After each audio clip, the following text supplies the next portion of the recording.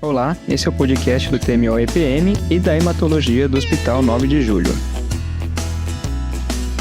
Hoje, a doutora Aline Guerra apresenta o artigo sobre o uso do esquema Viper em paciente com linfoma difuso, recaído ou refratário. Bom dia a todos, meu nome é Aline, eu sou fellow do TMO da Unifesp. Hoje eu vou falar sobre um artigo que fala sobre a combinação de terapias-alvo em linfoma difuso de grandes células B recidivada e refratária. Foi publicado esse artigo esse ano, em junho, no New England, e ele tinha o texto fala basicamente, o artigo fala basicamente o quê? Então, sobre os linfomas difusos, né, que possuem alta taxa de poder curativo, com uma primeira linha com a quimioterapia inicial, em torno de 60%. E ele fala desses pacientes que, quando eles são recidivados e refratários, precocemente eles têm um pior desfecho. Então, a gente fica naquele limbo daqueles 40% dos pacientes. Nesses pacientes que acabam tendo essa recidiva e essa refratariedade, como primeira linha, eles têm alguns lugares já aceitam, né, o CAR-T, o anti-CD19, e apresentam uma taxa de cura de 30% a 40%. E outras terapias possíveis são as terapias-alvo, que a gente tem hoje em dia, mas que elas são utilizadas em monoterapia. Elas acabam tendo uma baixa profundidade de resposta, mas que são excelentes, só que são terapias de uso indeterminado. Então, o texto, ele quis mostrar o quê? O estudo, associação de vários alvos para tentar ter uma maior abrangência e ter uma melhor taxa de resposta em menor tempo, um tempo finito, no caso. Então, ele fala o seguinte, que hoje em dia você tem as vias que ativam os linfomas difusos de centro germinativo e os difusos, mas de células B ativadas. Então, você tem diversos alvos terapêuticos, sendo um deles o obinutuzumab, que vai ativar a resposta imune inata contra as células B malignas, a prednisona, que vai ser o bloqueio dos receptores de célula B, venetoclax, que vai bloquear o receptor de BCL2, o ibrutinib, a via NF-kappa-beta, e a lenalidomida, que bloqueia o Icarus, o Aiolos e vai, de forma indireta, o IRF4. O estudo, ele quis mostrar o quê? Chama Viper, porque ele abrange o venetoclax, o ibrutinib, a prednisona, o obinutuzumab e a lenalidomida. Então, dentro destes, foram feitos a fase 1, que eram pacientes com vários tipos de linfoma B, mas que eram refratários e recidivados, e para a fase 2 foram aqueles que eram os difusos de grandes células B, também refratários e recidivados, podendo incorporar esse grupo aqueles com alto grau, com rearranjo do MYC e BCL2, ou com BCL6 e os linfomas B rico em T-histiosos. O paciente tinha que ter mais de 18 anos, um ECOG menor ou igual a 2, tinha que ter feito uso de anti-CD20 e para aqueles com difuso, tinham que ter usado antracíclicos previamente também. Era permitido o uso prévio de venetoclax, ibrutinib ou lenalidomida e o paciente não podia ter nenhum tipo de disfunção orgânica primária, apenas se tivesse a disfunção relacionada ao próprio linfoma. E eram excluídos desse estudo pacientes que estavam grávidas ou amamentando com infiltração do sistema nervoso central, que possuíam HIV ou que estavam usando substâncias, mas que eram contra o CYP3A4. Bom, então como que o estudo foi feito? Cada droga tinha um tempo de ação, de utilização. Então, na fase 1B, o venetoclax ele era utilizado do D2 ao D14 num esquema de escalada de dose em 3+3, em que eram utilizadas várias dosagens diferentes até chegar na dose preconizada para a fase 2, que foi de 800 mg. O ibrutinib era do D1 ao D14 de 560 mg e a prednisona do D1 ao 7 de 100 mg dia, o obinutuzumab no D1 e no D2 de 1000 mg por dia e a lenalidomida de D1 a D14 com 15 mg por dia. Só lembrando que o venetoclax tinha a dose do ramp-up, que para você chegar na dose preconizada. E aí, o Viper, como que ele é feito? Ele é feito a cada 21 dias por 6 ciclos e você mantém por esses 6 ciclos ou até o paciente apresentar alguma intolerância e ou progressão de doença. Então, você tinha que fazer desde o primeiro ciclo, começava desse primeiro com PET antes do tratamento e após o primeiro ciclo, e acompanhado no meio de várias tomografias, fazer também a avaliação do DNA e análise genômica e você mantinha essas análises, principalmente de tomografias e de DNA, ao longo desses ciclos e dos anos subsequentes que iam ser feitos, para avaliar qual que era a taxa de resposta ou a intolerabilidade àquelas medicações. E a profilaxia que eles usavam era alopurinol para todo mundo, por causa do risco de síndrome de liso tumoral, e fazendo avaliação laboratorial de forma necessária, quando fosse necessário, usar fator de crescimento de Polônia,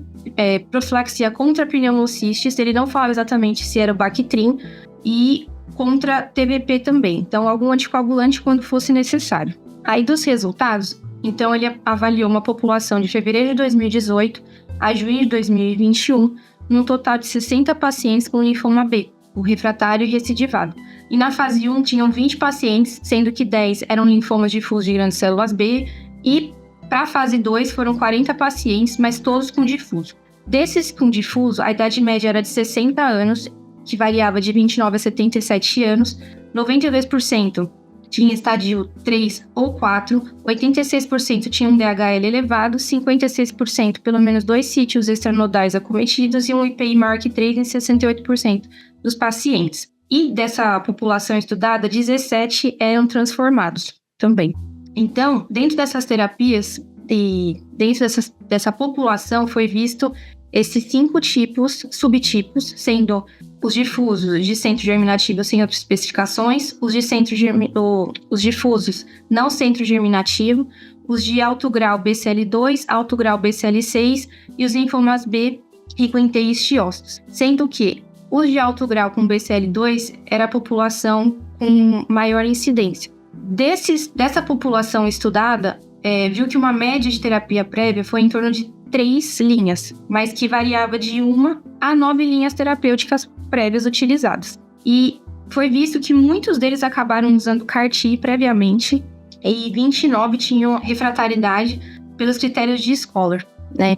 Então, eram pacientes que realmente tinham indicação de estar nessa linha. Em relação à toxicidade, apenas 17% dos pacientes tiveram que ter a dose das medicações reduzidas. Teve que ter, em 25% dos pacientes, um aumento do intervalo entre os ciclos por causa da toxicidade. Mas que, mesmo que seja um estudo, né, com diversas medicações, foi mostrado que a interação entre essas medicações não era muito gritante. Então, o paciente podia usá-las que não tinha alguma contraindicação ao longo do estudo que eles foram avaliando. E dos efeitos colaterais mais importantes, a trombocitopenia foi disparada, e daquelas não hematológicas, a diarreia de forma significativa também.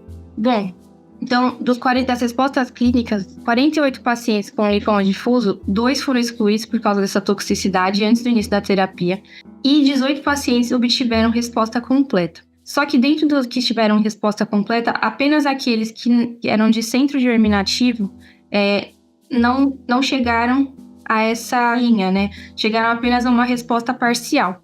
E aí, dentro daqueles que atingiram a resposta completa, os que mais que sobressaíram foram aqueles com linfoma de alto grau relacionado ao BCL2. Então, aqui a gente vê uma característica dos pacientes, principalmente. Então, a média de idade 59 anos, basicamente a maioria eram brancos.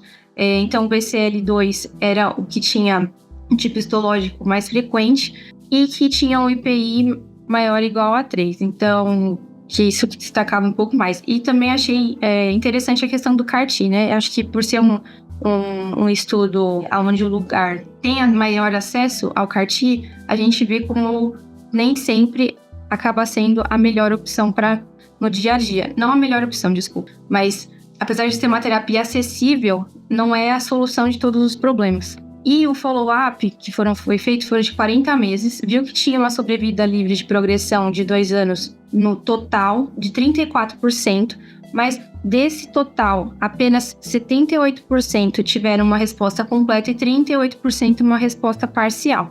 E o que também foi mostrado? Que quanto mais cedo você usa o Viper, melhor a resposta, porque você acaba tendo uma resposta mais profunda para a cura.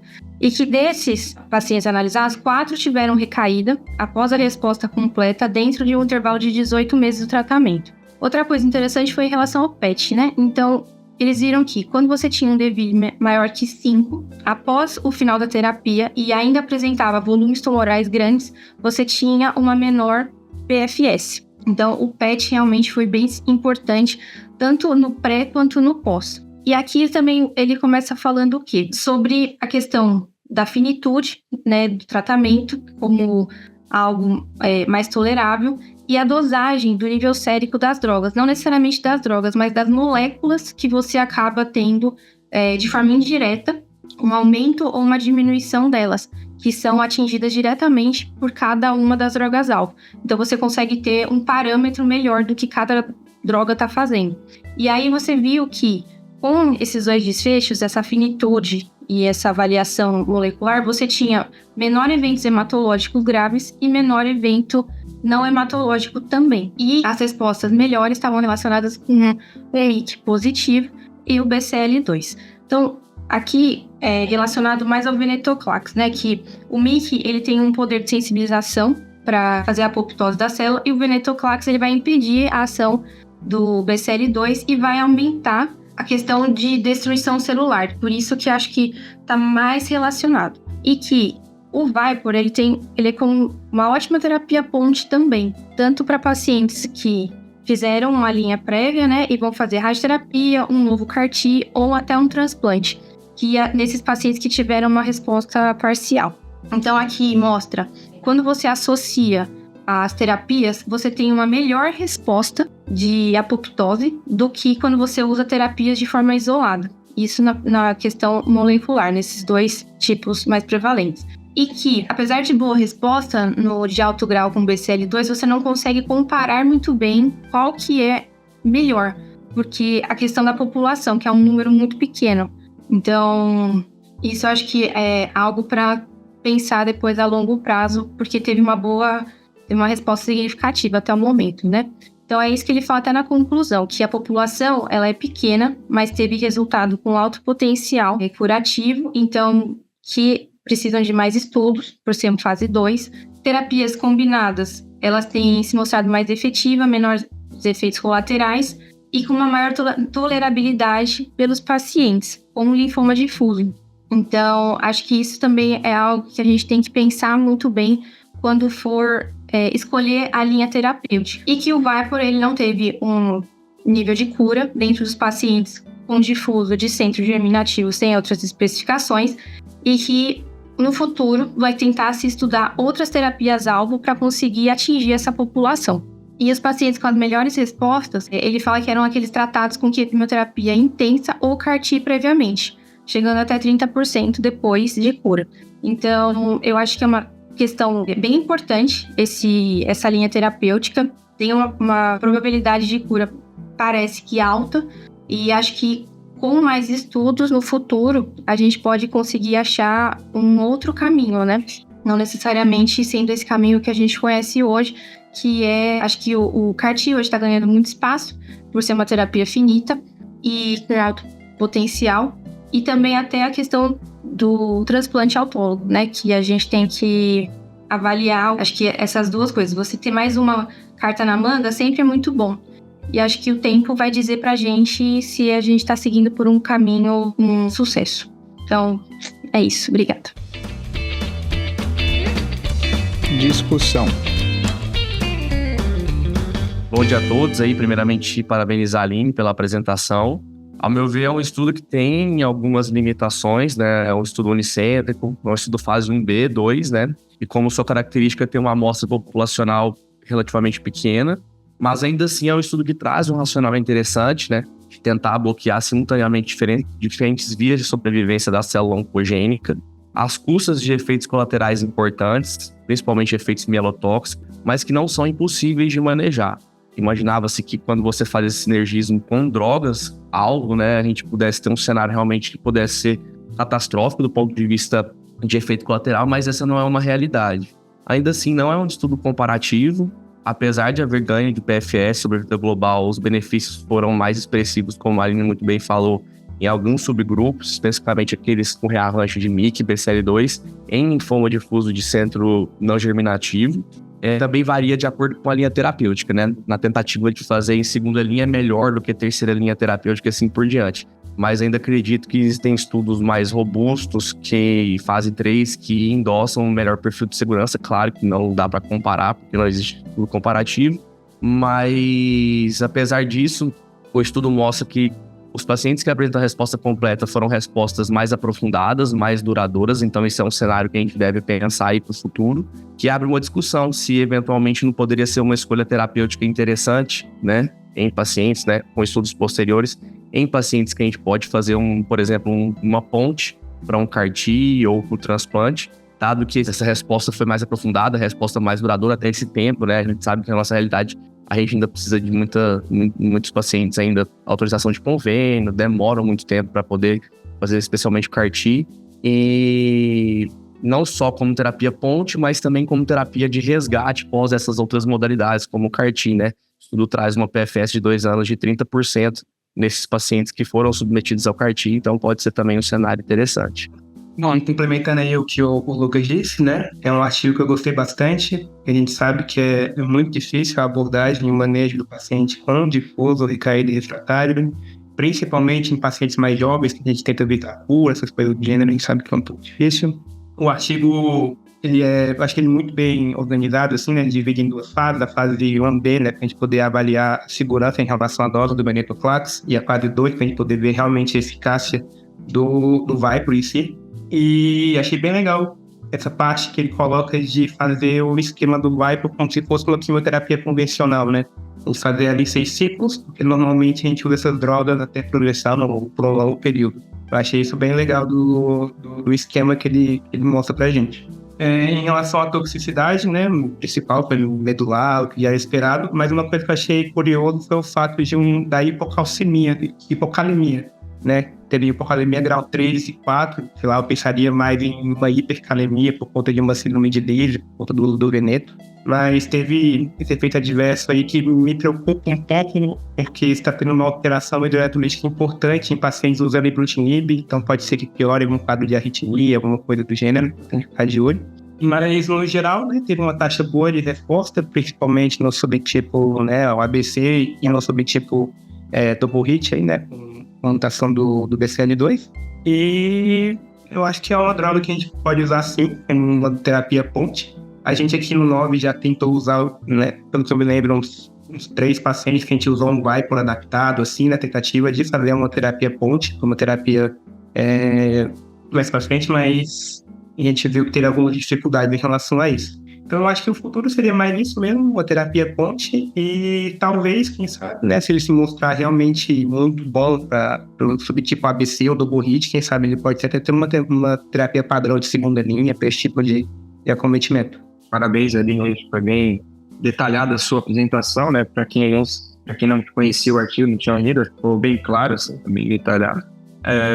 Aí tem muita similaridade com o que a gente falou da nossa última discussão, né? Primeiro, do formato do artigo, ele é um /2, né? Um B/2.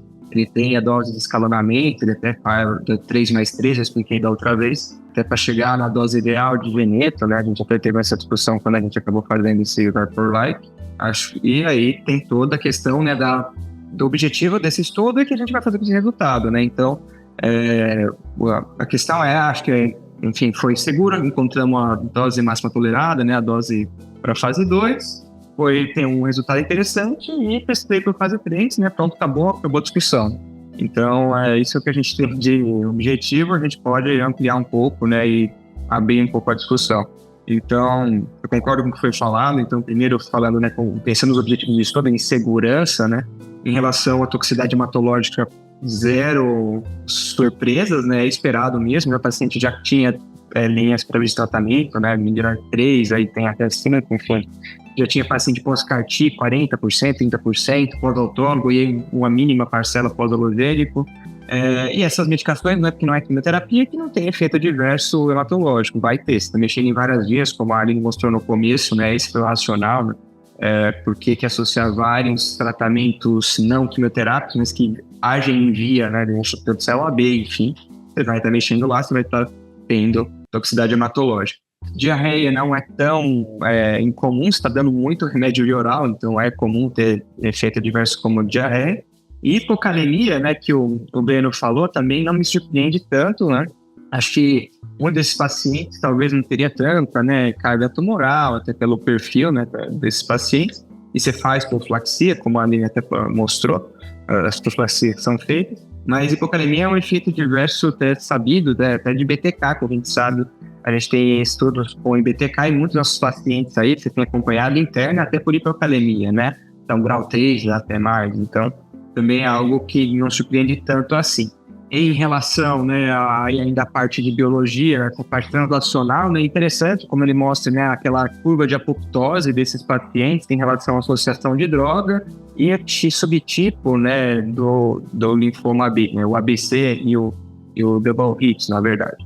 Então, a gente cada vez mais sabe, por isso foi dividido, né? Por que a AU toda vez lança classificação nova para vender mais livro, né? Talvez esse seja um dos motivos, mas outros motivos, né? A gente vai descobrindo melhor a biologia da doença e biologia da doença, você conhecendo melhor, você trata melhor e vai talvez chegue um momento, né, que a gente vai separar cada vez mais ou não para esse paciente do linfoma B e para o célula B ativada, não são dominativos, eles vão tratar de um jeito, e o sedimento a gente trata de outro, né? Já tem umas, a gente já falou do Polarix, tá? Primeira linha, a gente já faz algumas coisas assim, mas não é algo tão fechado, né?